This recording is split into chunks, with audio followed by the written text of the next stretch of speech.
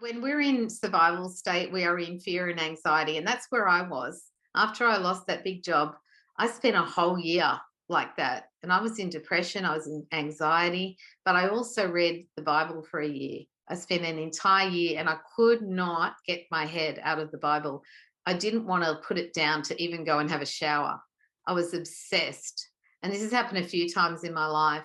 And in that year, I was still, though, going through this state of survival state around money and anxiety, but I couldn't get myself to go and get another job. I didn't feel released. And who else has had seasons like that when they've just been on this journey and they're in this state? And sometimes I call it an incubation state or a cocoon state, where you're actually having a deep work done within you. And the deep work is preparation for the next season. And when you understand the season you're in, you're able to better deal with the season. So the transition state, there's often a lot of stress and uncertainty. And many people are in this state right now because they're trying to create a new business, trying to create a new offer. And so there's uncertainty. You can be certain of uncertainty. And human beings don't like uncertainty because we want to feel certain, because we are back in our dinosaur part of our brain. But we can rewire that and learn how to be in a state of wisdom and creativity in this higher state of flow. For me, that state is connected with God. For me, I find that state when I'm in worship. For me, that state is when I hear from God.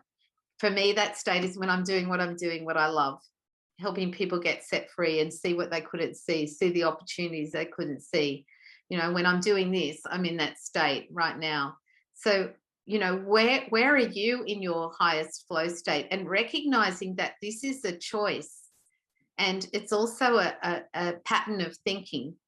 And you can come into alignment with this higher state by choosing to do certain things that take you into that place. When I was in those times where everything was so hard that I was like ready to give up, literally, I would choose to go and worship, even when I didn't feel like it. And see, this is where you start to draw from something. Or what is it for you? Maybe it's swimming in the ocean. Maybe it's going for a walk or being in nature.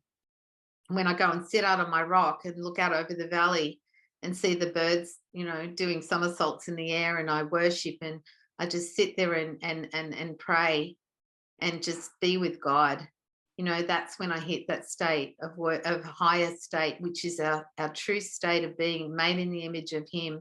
And so sometimes we can be in that state with something we love to do, but then when it comes to selling or money, we're down in survival or fear or anxiety, because we don't know how to sell in a way that is comfortable, that isn't pushy. And I've got some good news for you, though. The Holy Spirit has taught me a sales process that isn't pushy.